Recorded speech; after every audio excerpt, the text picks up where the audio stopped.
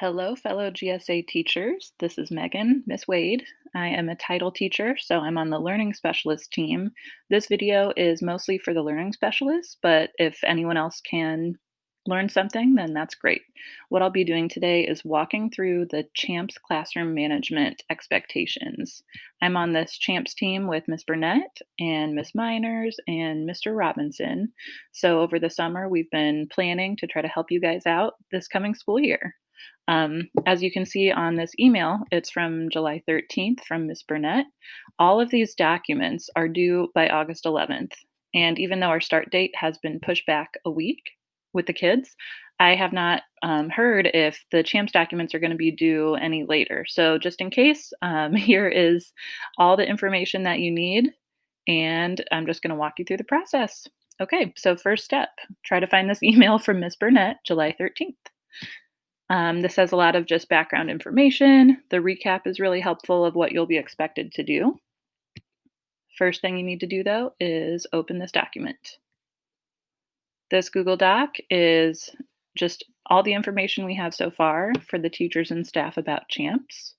If you are a brand new teacher this year, then you should watch some of these restorative practices videos. As you can see, 2 minutes, 2 minutes, or 20 minutes if you would like a little bit more information. And you can also just search on Google and YouTube anything about restorative practices. But you will be getting some more information, some more PD about that probably in the next few weeks. But restorative practices, CHAMPS is actually phase 2 of restorative practices, which we started last year. CHAMPS is our classroom management program that we're starting. C is for conversation, H is for help, A is for activity, M is for movement, P is for participation.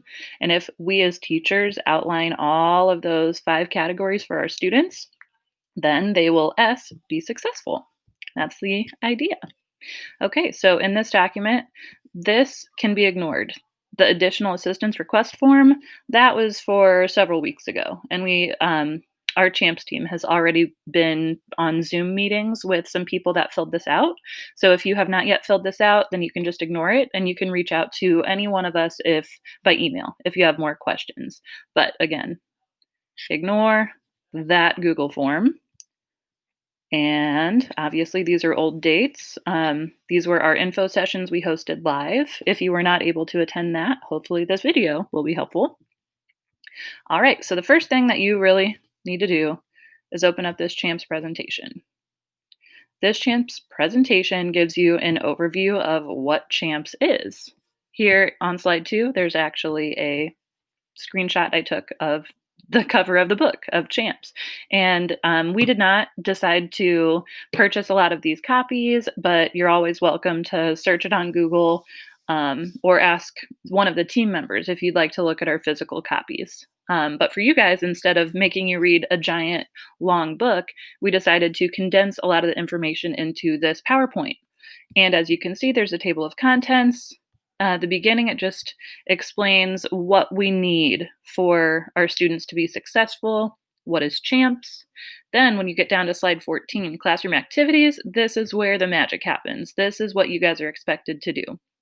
So by August 11th, you're supposed to have your classroom activities done, your classroom transitions done, your teaching expectations. I think that kind of actually will go at the end because before you figure out how you want to teach all that stuff, you should also figure out your classroom management and discipline plan. But I'm going to go through all this in depth, but I just wanted to remind you guys that this CHAMPS presentation will walk you through everything that you're expected to do. It will tell you more about what CHAMPS is and why we're doing it. All right, so back to this document.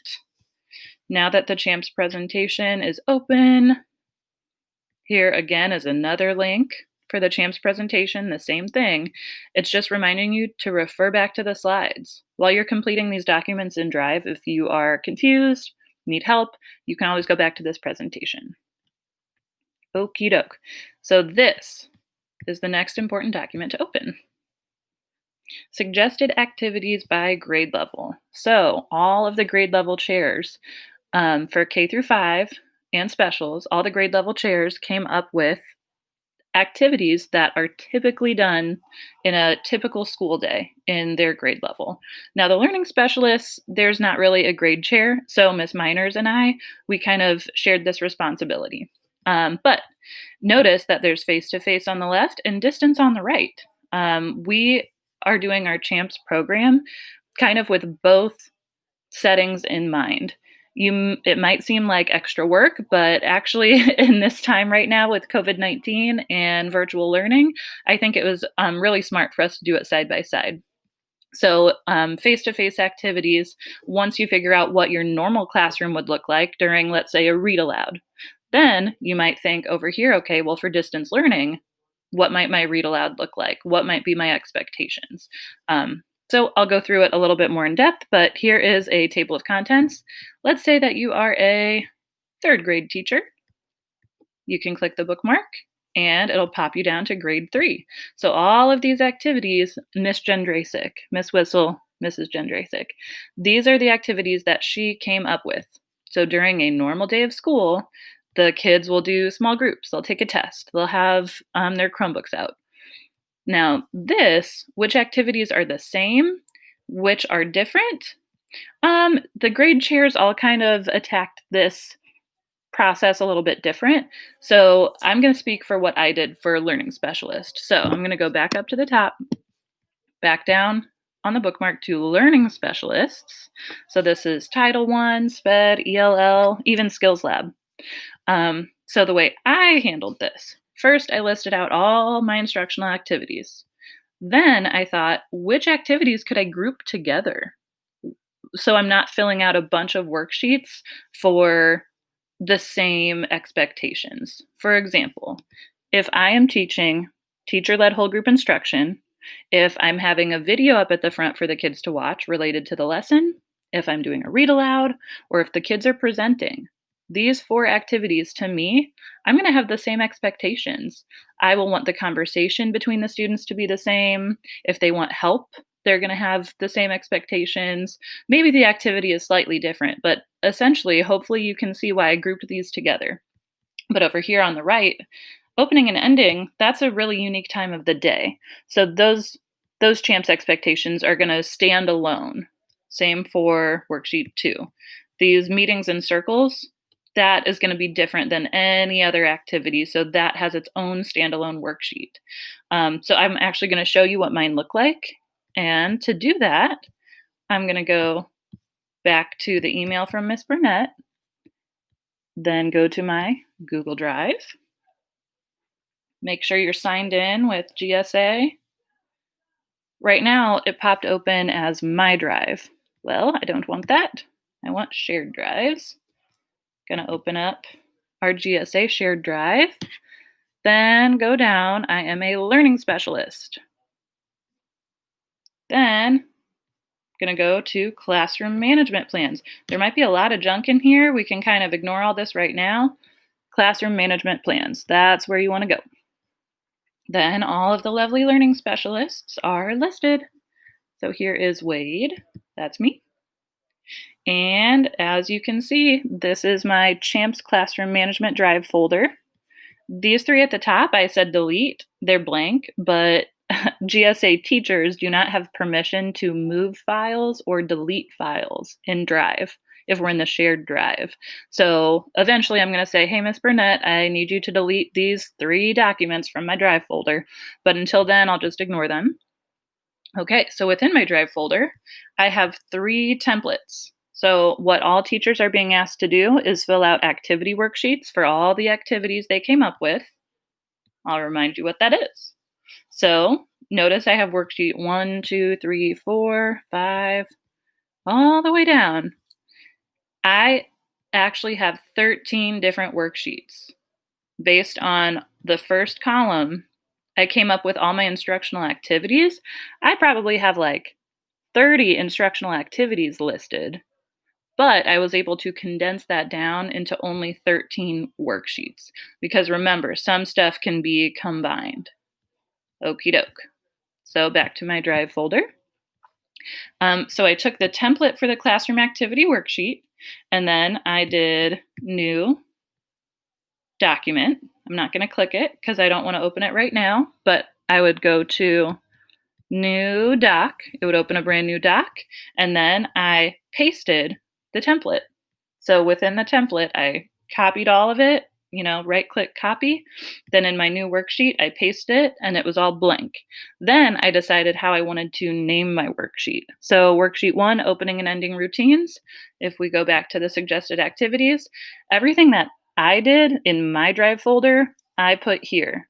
So as you're going along, if you're a SPED teacher, you can see the way I decided to organize it. But you might have different activities. I teach math. You might have different activities in your title reading or in your SPED or ELL that we don't do, like sight word practice or something like that. So this is just a guide. All the grade chairs, they were just told to come up with a general list of activities. So for all of you, you might have unique situations. So when you're doing this by yourself, you are going to kind of make it fit your classroom. So that reminds me, we should go back here to my activity list. That was the first thing you guys are supposed to do. So your activity list. This is what I just showed you. This is for Miss Wade specifically. In my classroom, these are my activities. And you do not have to have these 2 columns. That's not necessary, but it was helpful for me. Because once I had my list of activities, I just used this document to organize it by worksheets. Okie doke.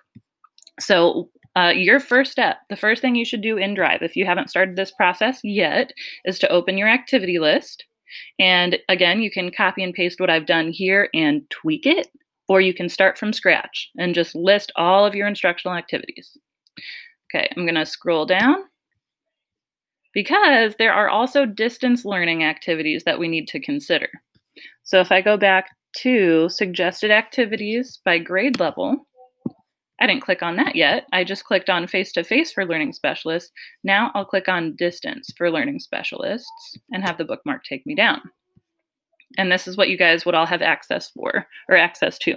Okay, so for distance education, again, I thought about all my instructional activities. What will we be doing if we're doing virtual learning? We'll still probably have brain breaks and choice time. We'll still be using manipulatives, or maybe I'll have breakout rooms. Maybe the kids are going to work in partners. Maybe the teacher is leading instruction. Maybe it's a morning meeting. But this list, I kept distance in mind only. But then over here, my method was to think, okay, well, I already made these worksheets. This is what I did first, my face-to-face learning. I already have 13 worksheets made, and I didn't want to make more for distance learning. So I guess it would help if I opened up what one of those worksheets look like before I start talking more about it. Okay, so activity worksheet 1. Okay, so this is my finished activity worksheet 1. The category was opening and ending routines, and this is kind of redundant, but the activities that will all have the same expectations will be the opening routines and the ending routines. But notice for the C of CHAMPS, conversation, there's a place right in here for you to do face-to-face. So when you're in the face-to-face classroom, can the students talk? At what voice level? What are they talking about? With who? How many kids? How long will it last? There's also a section with the same exact questions, but for distance learning. So going back here, for all my 13 documents, assessments. For example, I filled out the distance learning section as well as face-to-face. For cushion activities, I filled out distance learning as well as face-to-face.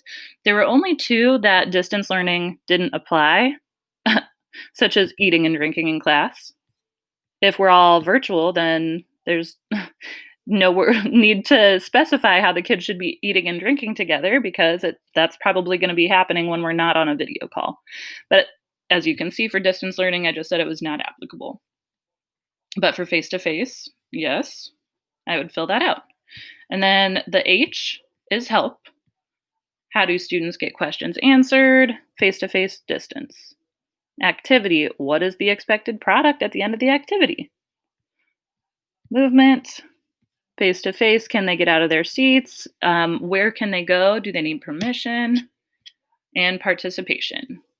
All right, so that's an example of an activity sheet that was only face-to-face, but most of mine have both, such as opening and ending routines. This has conversation, face-to-face distance, help, face-to-face distance. And as you can see, it is completely different. Normally, kids can verbally ask out loud if they're in the room doing their opening routines. They can talk to a friend or ask the teacher. But if we're in distance learning, we're going to have to potentially utilize the raise hand button or the chat feature on Zoom. So just some things to keep in mind. I will go back here. So my first step was to fill out all of my face-to-face activities, but while I was filling out my face-to-face activities, I filled out the distance portion if it was applicable. So let's go back to my activity list. Wade's activity list. Okay, so then distance learning is where I was before I wanted to give you a little more info. So my distance learning activities, worksheet 1, I just showed you. I filled out the distance learning portion. So that's why it says see activity worksheet 1, because there's face-to-face and distance filled out on that worksheet. Same for worksheet 2. That was all about meetings and circles. I filled it out face-to-face and distance.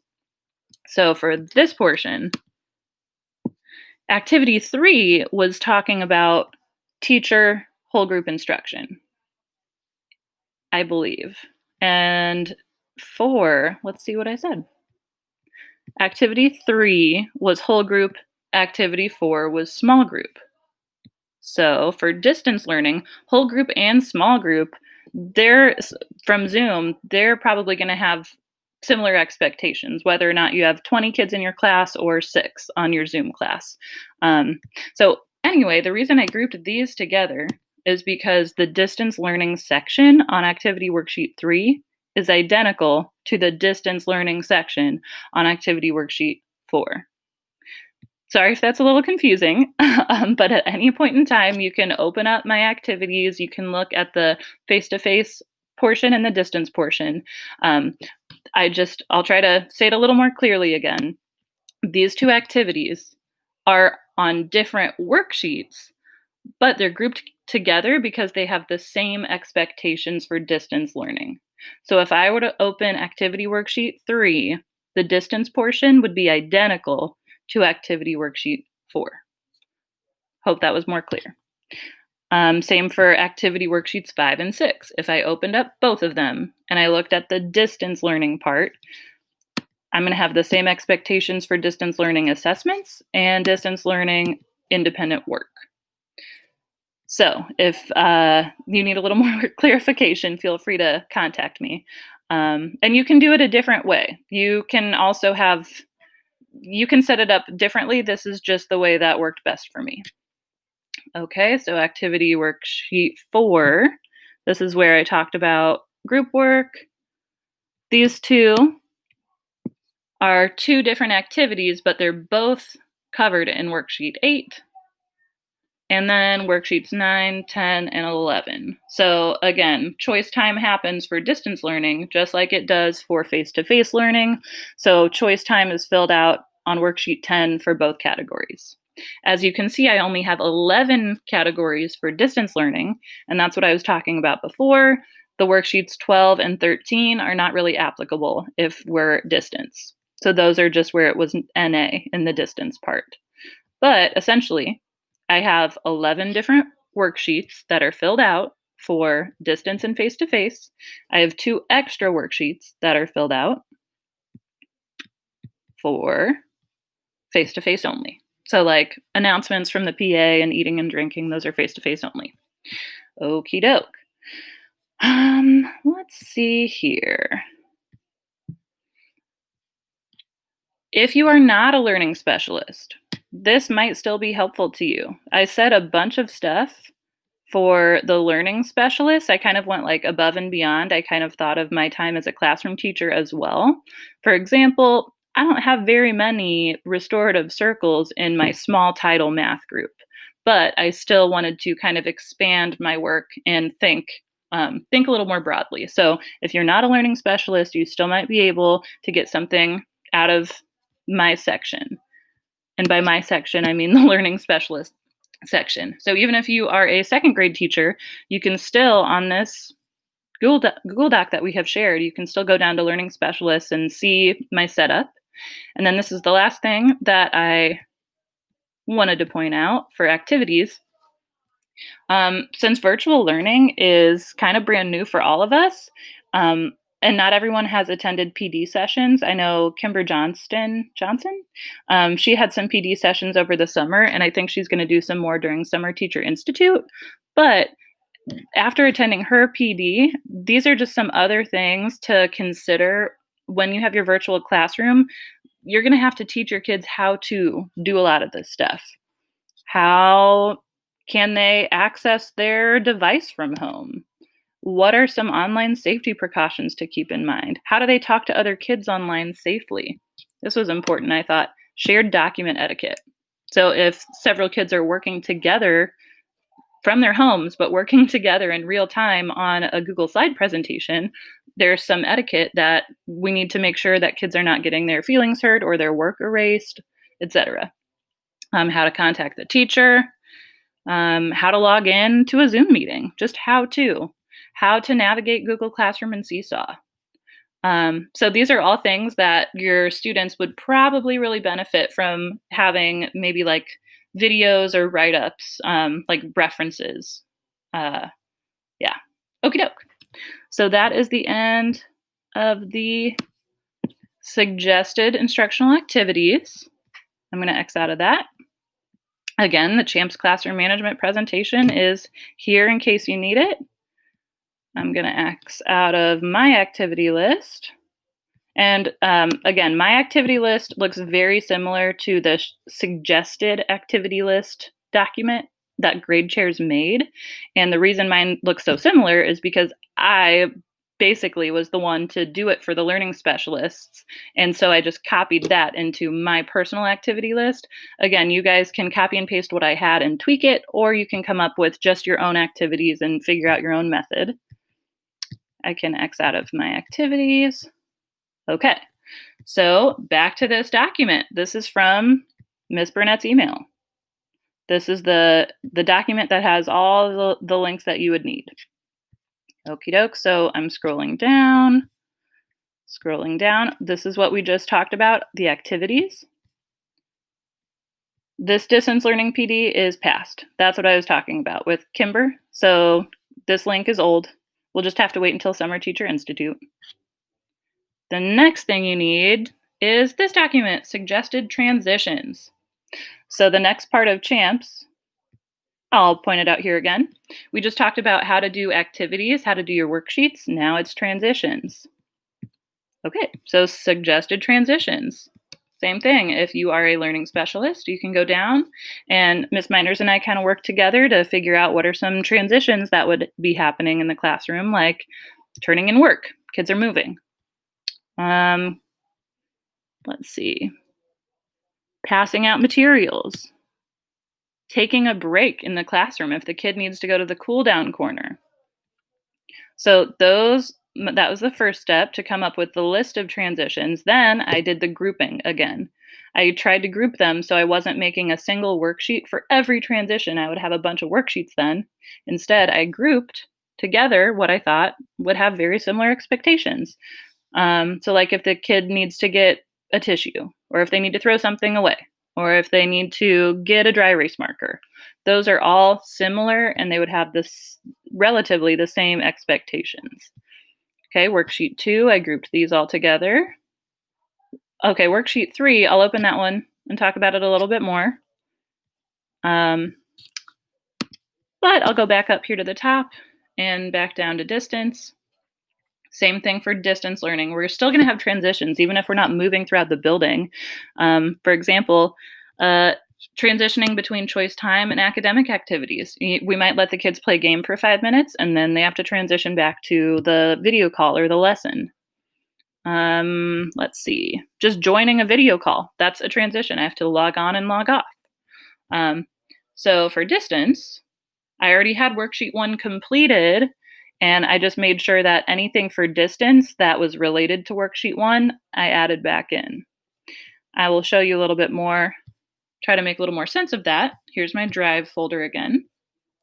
So in my transition list looks just like the suggested transition list because, again, I was the one who made it, but you guys will have one. And it will be blank when you open it, and you can copy and paste mine again and tweak it, or you can start from scratch and list out all of your transitions for face-to-face and all of your transitions for distance.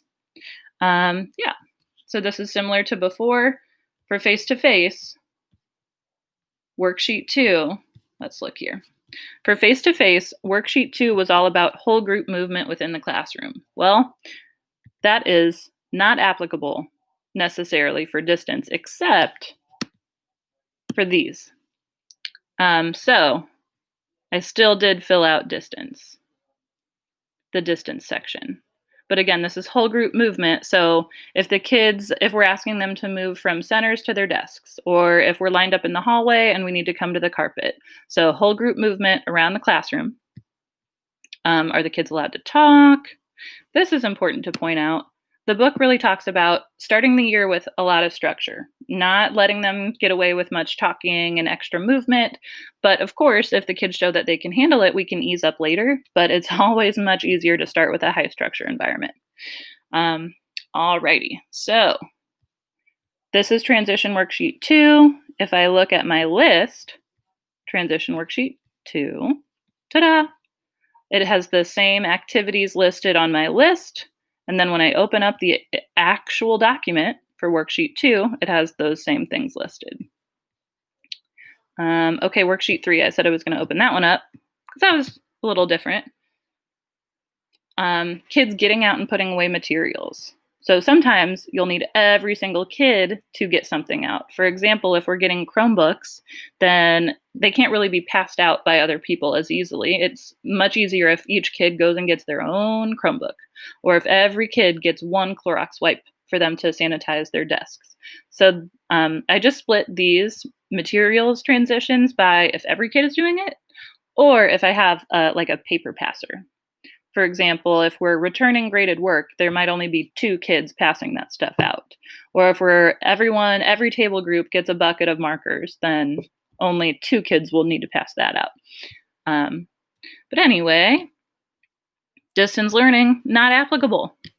Because if we're passing out materials, again, they should have everything they need at home, and that's kind of a different story. So if we look at my transition list, back down to distance learning, I have worksheet 1 and 2, but I skipped worksheet 3 because as we just talked about, worksheet 3 is getting out materials and putting them away. I'm not really going to do that in distance learning. So for distance learning, after worksheet 2, the next one that was applying was worksheet 4. Worksheet 4 is switching tasks on the computer. That definitely has face-to-face and distance. Individual breaks, like if the kid needs to take a break or go to the bathroom. And let's see, what is this last one? Whole group movement throughout the building. If we're moving throughout the building, that is certainly not applicable for distance. But everything I came up with for my transitions, let's see, where's my list? Okay, so all of my transitions, distance and face-to-face, all of these transitions can be found in these 6 worksheets. Again, some worksheets have face-to-face and distance listed. Some worksheets, if it's not applicable, only have face-to-face listed. But as I filled out these 6 transitions, I kept in mind at all times, what would it look like just in a normal school day, typical face-to-face classroom setting? And then if we're distance, how would we still do these things, but in a virtual learning environment? Same with activities. I filled out these 13 categories of activities. They're going to happen face-to-face every day, probably. And then wherever it's applicable, I filled out the distance learning section as well. Okie doke. Next, let's go back to this bad boy. This, again, is that document from Ms. Burnett with all the helpful links. We've done all this. We did activities, we did transitions. Okay, this, I'm not sure if you guys have taken a look at it yet. The PBIS committee this summer came up with a presentation that if we are face-to-face, this is what we could use to teach our rules and expectations for the building. So again, there's a table of contents. So if you're new to the building especially, and you're wondering, how do we handle the cafeteria? There we go. So we have a picture. It says what is happening in the cafeteria. Then how are we respectful, responsible, and safe? Then specifically in yellow, this is kind of the procedure for kids. So if we were face to face in your first week of school, you would be using this to teach the kids. Step 1, return all equipment to the playground equipment bag. Hey, I'm seeing that we need to edit a little bit. I'm glad I'm doing this. How funny. Well, I will go back and finish editing after I finish this video. But anyway, let's look at this one. Okay, if we're in the bathroom, first the kids will walk in a straight line. They'll bring their water bottle with them. They'll stay in their same assigned spot. When one student leaves, the other enters. We do go, flush, wash, leave. And if anything looks wrong, report it. But that is just a helpful PowerPoint for some of our school-wide procedures. That's what this is. And that is the end of this long CHAMPS document. I'm going to X out of that. But we still haven't talked about our classroom management plan or the teaching expectations part. I personally have only started working on my classroom management plan a little bit. And then once I finish that, then I'm going to go to my teaching expectations, because this is what I'll be doing for the first 2 to 4 weeks of school. How am I going to teach the students what I expect them to do during all of the activities and all of the transitions that I filled out my worksheets for? How am I going to teach that to them? And then I'll show you my Drive folder again, where I have started it. So COVID-19, that's a side note. I haven't filled this out yet, but if we are face-to-face, I'm probably going to have some COVID-19 guidelines and precautions for my classroom. This as well, I haven't filled it out yet, but for my distance learning classroom, this is where I'm going to start putting stuff about how to log into Zoom, how to access Miss Wade's classroom or virtual math library, or how to contact your teacher if you need help right away, or that kind of stuff. Haven't worked on it yet. Aha, but the management plan. I'll open that bad boy up. And this is our classroom management plan. Guidelines for success. This is just kind of like school-wide guidelines to keep in mind. Respectful, responsible, and safe, just like the presentation we had. This, I have a kindness pledge. I have to find it. And like, I think I pledge to protect the earth kind of pledge, but I would put those in here once I find them. The next is rules. Again, face-to-face and distance. I haven't filled them out yet, but I have some classroom rules, rule 1, rule 2. I have to go back and, look at the rules I've come up with in the past. And hand signals, that's something we talked about as a school building. We might get some hand signals that are consistent, but for example, if a kid puts up the 3, that might mean they need a drink of water. This is just kind of like my rough draft. I'm not done with it yet. So for distance learning, we're definitely going to have some rules to post as well, like that shared document etiquette, or how to work by yourself when it's asynchronous, or how to work when we're all together on Zoom synchronous. Next, some attention getters. Give me 5. That's definitely going to be on everybody's plan because that's our building-wide signal. You can just take a look here at the differences between face-to-face and distance. This is wonderful. This section we already filled out. All those activities and transitions, all those worksheets, I had like 13 activities and 6 transitions. Those worksheets, we already did this section. Next would be encouragement. How are we going to praise and encourage the kids face-to-face and distance? then this is the part where I need to start working. That's after I'm done with this video, that is my job for today. I have to think about how I'm going to correct misbehavior early on and then consequences if they continue violating.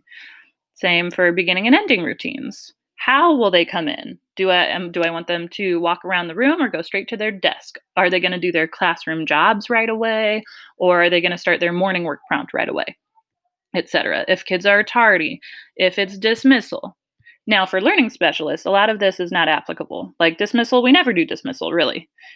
We do wrap up our small group, so I might fill out here that when we're done learning, kids get a small prize if they behaved well, and we have a reflection to discuss what we'll do better next time, and then we line up at the door. And then here, I don't really do dismissal with kids, not applicable. Next, managing work.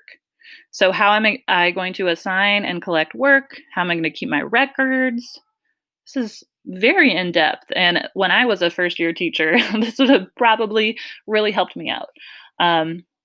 Yeah, this is just really, this whole process of CHAMPS is helping us to reflect on what we as teachers expect. And a lot of times we know what we expect, and we assume that our students should know how to be in school. But a lot of times these kids have had many different teachers, and they might have some confusion about, well, that was okay back in second grade, or they might have been at a different school, or they might have never met you, or maybe you're way more laid back than another teacher. So the kids just need to be communicated with. And so all of these CHAMPS documents, even though the students are never going to see worksheet 8, they are not going to see worksheet 8. That's for me to decide. During a whole group activity, do I want them to get up and sharpen a pencil? And it's good for me to reflect on this ahead of time, because if I don't, in the moment, I might get mad, bite some kid's head off because Jimmy sharpened his pencil, but 5 minutes later, Tanya wanted to, and I was cool with it with Jimmy, but not during Tanya's time. And the kids might see inconsistencies. They might feel like you're being unfair towards them, or they just straight up might not know. Can I sharpen my pencil now? Why can't I do it during a read aloud? I thought I was able to do it when you're talking sometimes. Anyway, it's just so you can be really clear about what you expect, and we can communicate that effectively with the students. All right, so these were all of mine. My transitions are at the bottom. My activities are kind of right here towards the beginning. And then these templates, I made my templates different. So I will go back to somebody else's. I wonder who has not started working on this. Let's see. No offense, Miss Anissa, you have a baby. Okay, looks like you have not done it yet. So what I'm going to do is click on your activity list. So in your Drive folder, this is what it, oh, just kidding. You have started working on it. Let's see.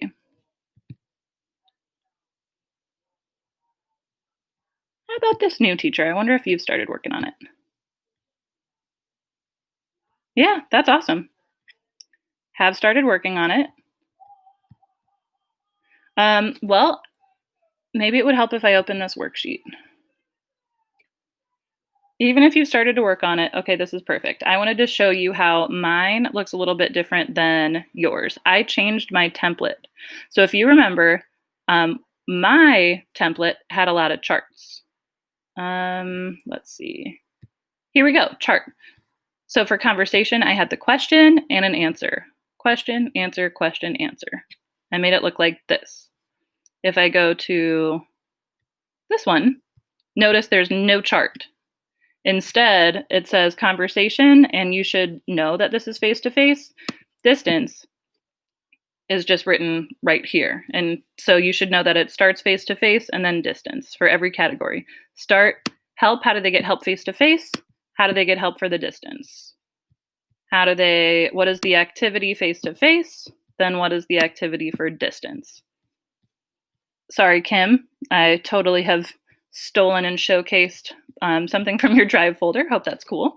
But I just wanted you guys to see this is what it's going to look like when you go to your folder and when you open up your activity worksheet. It might not look exactly like mine because I changed the format, but the questions are the exact same. Okie doke. Same for the management plan. Not sure if you started working on that. Let's just check it out. That's awesome. Way to go. You're great. Okay, so instead of having two tabs with face-to-face and distance, two columns and a chart, instead you have classroom first and distance second. But I just wanted to bring that up just to let you guys know that these are just templates. What you find in your Drive folder is a template, and if your brain works a little bit differently, if you are like me and you needed to switch up the formatting, that's okay. But it's really important to make sure that you don't change the questions. And I think that is all that I really have to say. Yeah, by August 11th, we're supposed to have all this stuff filled out. And in addition, we're supposed to have something extra for how we're going to teach it, teaching our expectations. One more thing. You'll notice for activity worksheet, there's only one activity worksheet here.